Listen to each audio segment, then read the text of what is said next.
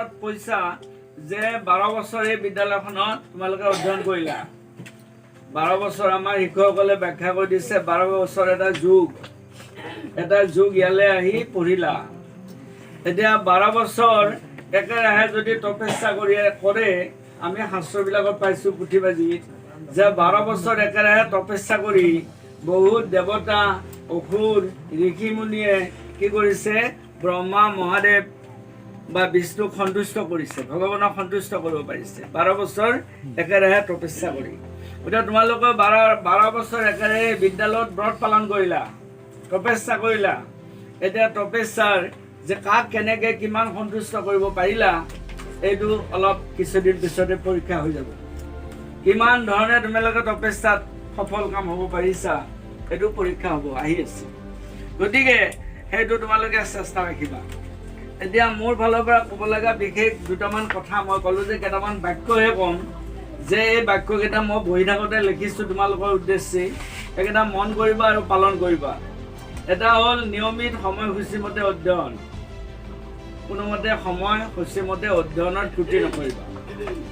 নিজৰ স্বাস্থ্যৰ প্ৰতি যত্ন, এইটো তোমাৰ ব্যৱহাৰিক দিশত খোৱা লোৱাৰ যত্ন ল'লে স্বাস্থ্য ঠিকে থাকিব আৰু নিয়মিত ভোজন অতিৰিক্ত ভোজন ত্যাগ কৰিবা।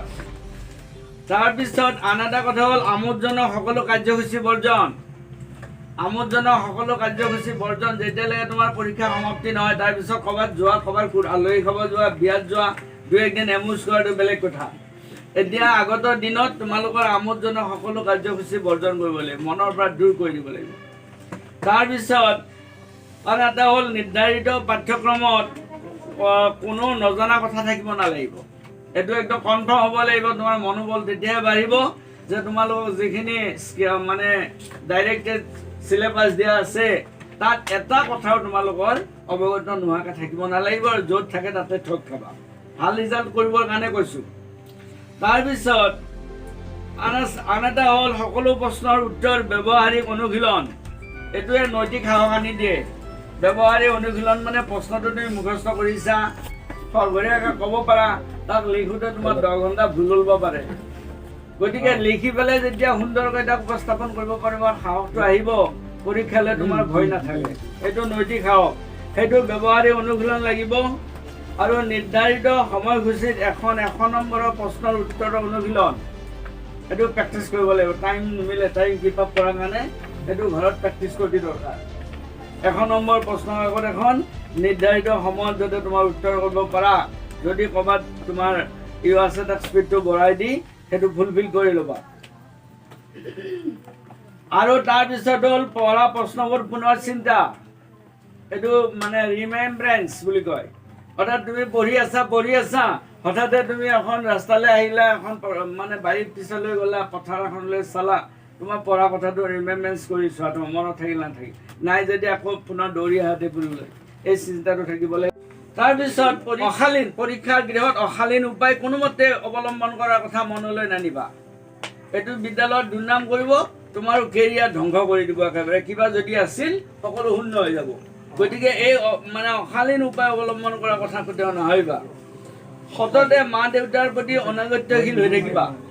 আগতেতো হৈ থাকা অনাগত্যশীল, এইকেইদিন যদি টু মাছ চিৰিয়াছ হোৱা, মা দেউতাৰ প্ৰতি অনাগত্যশীল হৈ থাকা, তেতিয়া তোমাৰ মা দেউতাৰ ছবিখন মুখৰ আগত ভাহি থাকিব আৰু তেওঁলোকৰ সন্মান ৰক্ষাৰ কাৰণে তুমি কিবা এটা পৰিৱৰ্তন আনাৰ মানসিকতা আহিব। এইটো কোনো ছাত্ৰ ছাত্ৰীৰ কোনো বিষয়ত কিবা আশা থাকিলে সেইটোৰ লগে লগে শিক্ষকৰটো কথা বেলেগে, তোমাৰ জানা ছাত্ৰ ছাত্ৰীও থাকে তোমাতকৈ ভাল। যেনে ধৰা এটা তোমাৰ তলৰ অংক এটা পাৰা নাই, সেই অংকটো তেওঁ কাষৰ ছাত্ৰ বা ছাত্ৰীগৰাকীয়ে জানে, ভাল ল'ৰা এটা আছে, তেতিয়া তেওঁ তাত শিকিলে কি হ'ল জানা, উভয়ৰে উপকাৰ হয়। গতিকে তলৰ ছাত্ৰ ছাত্ৰীয়ে এই উপায়টো ল'ব পাৰে।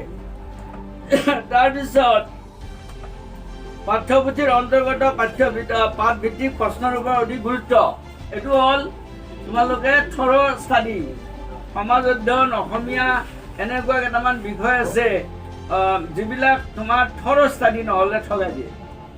পাঠকেইখন থৰ' ষ্টাডি লাগে, 4 তাৰিখে আদি কৰি। সেইকাৰণে এইটো হ'ল পাঠ্যপুথিৰ অন্তৰ্গত পাঠভিত্তিক প্ৰশ্নৰ ওপৰত অধিক গুৰুত্ব।